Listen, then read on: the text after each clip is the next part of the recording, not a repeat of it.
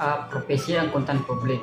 Profesi adalah pekerjaan atau karir yang memerlukan keahlian, keterampilan, dan pengetahuan khusus dalam suatu bidang tertentu. Profesi seringkali membutuhkan pendidikan dan pelatihan yang intensif, serta memerlukan sertifikasi atau lisensi untuk menjalankannya secara legal. Contoh dari profesi-profesi yang umum diantaranya dokter, pengacara, akuntan, arsitek, insinyur, perawat, ahli farmasi, ahli keuangan, dan sebagainya. Setiap profesi memiliki standar etika, tanggung jawab, dan kewajiban yang berbeda-beda, dan para profesional dalam suatu profesi diharapkan untuk mematuhi standar tersebut dalam menjalankannya pekerjaannya. Kemudian, akuntan adalah seorang profesional yang terlatih untuk memahami, menganalisis, dan melaporkan informasi keuangan dari suatu organisasi atau individu. Tugas seorang akuntan meliputi pengelolaan data keuangan, membuat laporan keuangan, mengaudit keuangan, dan memberikan nasihat keuangan. Akuntan publik adalah seorang akuntan yang bekerja untuk sebuah firma akuntansi publik dan memberikan jasa profesional dalam bidang akuntansi kepada klien-klien mereka. Akuntan publik membantu klien mereka dalam mengelola laporan keuangan, memenuhi persyaratan perpajakan, melakukan audit keuangan, serta memberikan nasihat keuangan. Akuntan publik juga dikatakan profesi yang memiliki peran penting dalam bidang akuntansi, khususnya dalam melakukan audit, jasa konsultasi, dan jasa pajak. Seorang akuntan adalah seseorang yang profesional yang memiliki kualifikasi dan lisensi dari lembaga yang berwenang untuk memberikan jasa profesional dalam bidang akuntansi publik. Tugas utama seorang akuntansi publik adalah melakukan audit atas laporan keuangan perusahaan atau organisasi dan memberikan opini atas kebenaran dan kesesuaian laporan keuangan tersebut dengan prinsip-prinsip akuntansi yang berlaku. Profesi akuntan publik sangat penting dalam menjaga integritas dan transparansi dalam pelaporan keuangan perusahaan atau organisasi. Kegiatan audit yang dilakukan oleh akuntan publik menjamin kebenaran dan akuratan laporan keuangan, sehingga investor, kreditor, dan pihak-pihak lain yang berkait dalam membuat keputusan yang tepat berdasarkan informasi yang akurat dan terpercaya.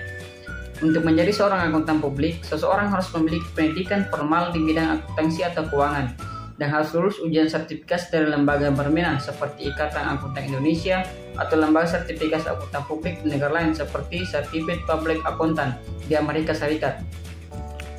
Baiklah, kali ini kita akan membahas SPAP atau Standar Profesional Akuntan Publik. Dalam praktiknya, akuntan publik di Indonesia diharapkan mampu mematuhi SPAP untuk menjaga kualitas dan integritas praktik akuntansi mereka. SPAP juga memberikan standar dan pedoman yang konsisten dan transparan bagi klien, investor, dan pihak-pihak yang bergantung pada laporan keuangan dan audit yang dihasilkan oleh akuntan publik. Dalam praktiknya, akuntan publik di Indonesia diharapkan mematuhi SPAP untuk menjaga kualitas dan integritas praktik akuntansi mereka. SPAP juga memberikan standar dan pedoman yang konsisten dan transparansi. Dalam praktiknya, akuntan publik di Indonesia diharapkan mematuhi SPAP untuk menjaga kualitas dan integritas praktis akuntansi mereka. SPAP juga memberikan standar dan pedoman yang konsisten dan transparan bagi klien, investor, dan pihak-pihak yang bergantung pada laporan keuangan dan audit yang dihasilkan oleh akuntan publik. SPAP sendiri dari beberapa standar, termasuk Standar Profesional Akuntansi atau PSAK, Standar Auditing atau SA, dan Standar Etika Profesi Akuntan Publik atau SEAP.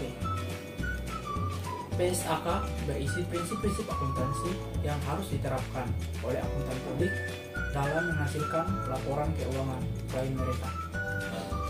SA mengatur prinsip-prinsip audit yang harus diikuti oleh akuntan publik dalam melakukan audit keuangan.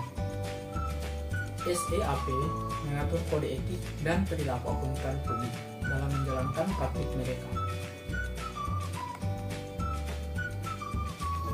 Di Amerika Serikat, aturan yang mengatur praktik akuntansi publik dan audit disebut Generally Accepted Auditing Standards atau GAAP dan dikembangkan oleh American Institute of Certified Public Accounting atau GAICPI. GAS terdiri dari 3 kategori standar. Standar pertama, standar auditor umum. Kedua, standar pelaksanaan. Yang ketiga, standar pelaporan. General standar mengatur kualifikasi profesional auditor, independensi, dan pemahaman auditor terhadap audit dan standar pelaporan. Standards of File for mengatur perencanaan audit, pemahaman auditor terhadap sistem dan kontrol internal klien, pengumpulan dan evaluasi bukti audit serta kesimpulan audit. Standard of Reporting mengatur penyajian laporan keuangan, opini auditor, dan tanggung jawab auditor dalam memberikan opini tersebut. Selain GAAS, terdapat pula Financial Accounting Standard Board atau FISCB, sebagian badan yang mengeluarkan standar akuntansi keuangan, Financial Accounting Standard atau FAS, dan Governmental Accounting Standard Board atau GASB, sebagian badan yang mengeluarkan standar akuntansi pemerintahan yang diterapkan oleh pemerintah Amerika Serikat. Dalam praktiknya, perusahaan-perusahaan yang terdaftar di Bursa Efek Amerika Serikat atau SEC harus mengikuti standar akuntansi dan audit yang ditetapkan oleh SEC dan harus diaudit oleh firma akuntan publik yang terdaftar di Public Company Accounting Oversight Board atau PCAOB, yaitu badan yang mengawasi praktik audit publik di sekitar Amerika Serikat. PCAOB mengeluarkan standar audit yang ditetapkan di dalam PCAOB Auditing Standard. Baiklah, kita lanjut pada poin C, etika profesional. Etika adalah konsep penilaian sifat kebenaran atau kebaikan dari tindakan sosial berdasarkan kepada tradisi yang dimiliki oleh individu maupun kelompok. Pembentukan etika melalui proses filsafat, sehingga etika merupakan bagian dari filsafat. Unsur utama yang membentuk etika adalah moral.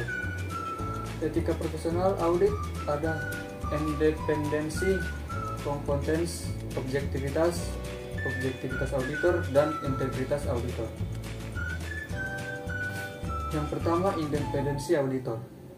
Independensi auditor adalah prinsip dasar dalam praktik audit yang menuntut bahwa seorang audit harus bebas dari pengaruh atau kepentingan lain yang dapat mempengaruhi kemampuannya untuk mengevaluasi dan melaporkan laporan keuangan secara objektif dan independen.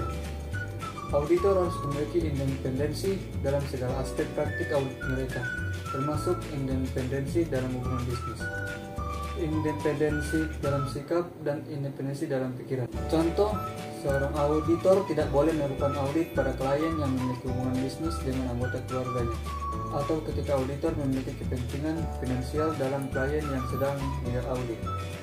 Hal ini dapat mengorbankan independensi auditor dan menyebabkan laporan audit tidak objektif. Yang kedua, kompetensi. Kompetensi adalah kemampuan yang dimiliki oleh seorang auditor untuk melaksanakan tugas dan tanggung jawab audit dengan tingkat keahlian, keterampilan, dan pengetahuan yang memadai.